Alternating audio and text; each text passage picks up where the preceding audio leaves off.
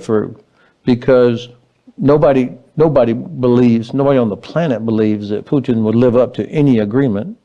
And so without some kind of force to compel him to live up to the agreement, it's unlikely. And so then finding who will provide this force, who, all those kind of things, I think will have to be taken into account. I will also cover with you peacekeeping missions after another topic, but I would like also to focus our attention on the recent statement from the J.D. Vance. U.S. Vice President J.D. Vance told the Wall Street Journal that the U.S. could use military means of pressure on Putin, even he did not exclude sending troops to Ukraine. What could be the U.S. military options for Ukraine in case of a ceasefire? How can the U.S. government support this mission from the air, on the ground, with boots on the ground, with money, or only with intelligence? Well, actually, yes to all of those. I mean, and that was the good thing that the vice president said, so that the Russians should worry that everything that we could do is on the table, everything. Now, whether or not they ever intend to actually do that, but I thought it was a mistake when President Biden said back in 2021, no boots on the ground. That was even before the Russian large-scale invasion. Why would you say that? So while I have some questions and problems with much of how the Trump administration is approaching this, I was glad to hear the vice president say, yes, we may do this, we may do this, we may do this. The Kremlin should worry about that. President Trump has so much more leverage over the Kremlin now than he did 4 years ago or 8 years ago. I've already talked about what bad state the Russians are in. On the other side, the United States economy, President Trump comes in with a very strong U.S. economy. The vast majority of the Congress supports Ukraine. So he's got all the congressional support. I just came from speaking to a U.S. senator, a Republican, and he said the vast majority of Congress supports Ukraine. So the president has everything he needs.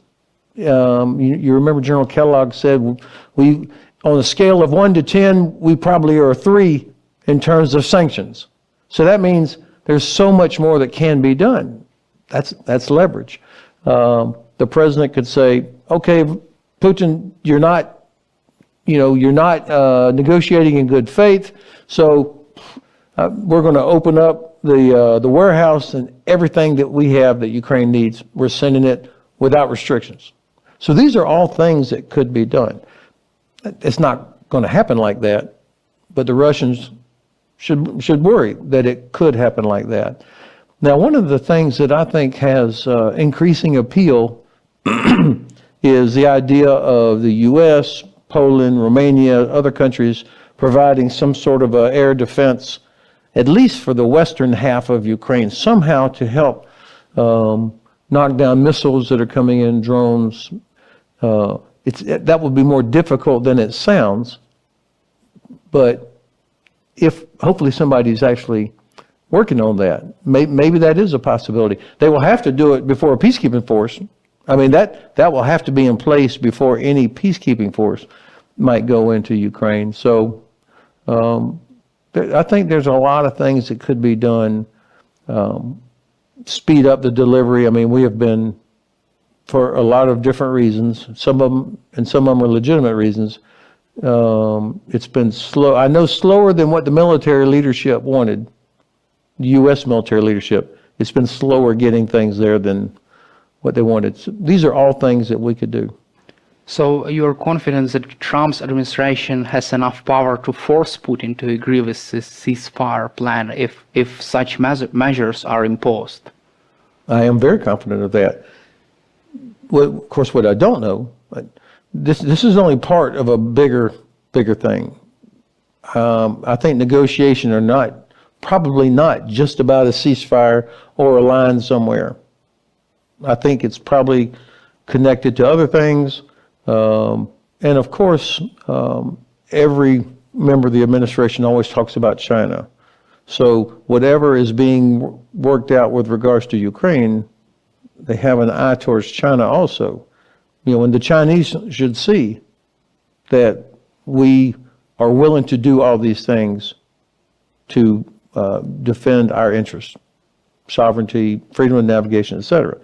The Chinese should be worried. If they don't see us doing this, then I think they're not so impressed with what we say about the Pacific.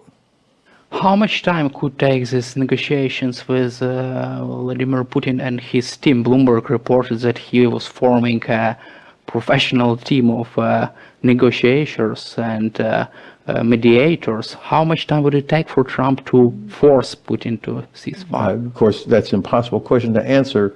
Anybody that says it's going to be done by a certain date, that is 100% wishing or guessing. I've seen people talk about, they want to get it done by 9 May so that you can have this big...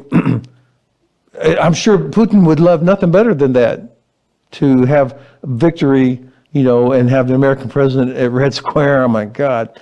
But this is people speculating about things. Any date or deadline is, at least in public, is artificial.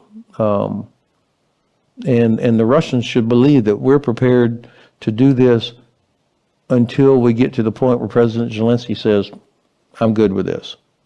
So however long that is. And also from your perspective, these negotiations between Ukraine, Russia and the United States and the front lines, also Pete Hegseth commented on that, and he made one interesting statement that he does not rule out providing Ukraine with nuclear weapons if Trump decides to do so. What is your reaction to this interesting statement? Yeah, I think Secretary Hegseth has come under some criticism from even Republican senators about what he said in Brussels there. So, and then the very next day, he, of course, began to walk back. So I think, let's be candid, it's still in the first weeks of a brand new administration. There's always going to be some mistakes made. I can't, it's hard to imagine any scenario where that would be approved. And keep in mind, and there will be some people in Ukraine that will remember this from when Ukraine did have nuclear weapons. This is so expensive. Almost of the British defense budget, okay, which is close to like 2.5% of their GDP, 1% of their GDP is just to pay for their nuclear force, which is very small. So, in other words, almost half of the British budget, defense budget, is to maintain a modern nuclear force. So, I don't think serious people really believe that this would be helpful for Ukraine, even if this were a feasible thing. And I think the United States, no matter who, it's Republican, Democrat, Congress, nobody would see benefit for violations of the non-proliferation treaty. I think it's in our interest that Ukraine not feel that it had to do that. And also, so you're confident that only conventional weapons would be needed for Ukraine to deter another Russia's attack in the future? Yeah. I think whether it's capabilities that Ukraine manufactures itself or long-range weapons, air defense weapons, conventional artillery, all of these things, whatever is needed for Ukraine to win this war, that's what we should be providing without interruption. Do you feel that Vladimir Putin now is interested in agreeing with a ceasefire deal? Do you feel that he suffers enough and enough pain is being inflicted on Putin, Kremlin, and all Russia's allies to agree with ceasefire deal this year? Well, of course, he doesn't care about how many soldiers of his that are killed or damage that's done. I think he continues this war as long as he thinks that we will quit. I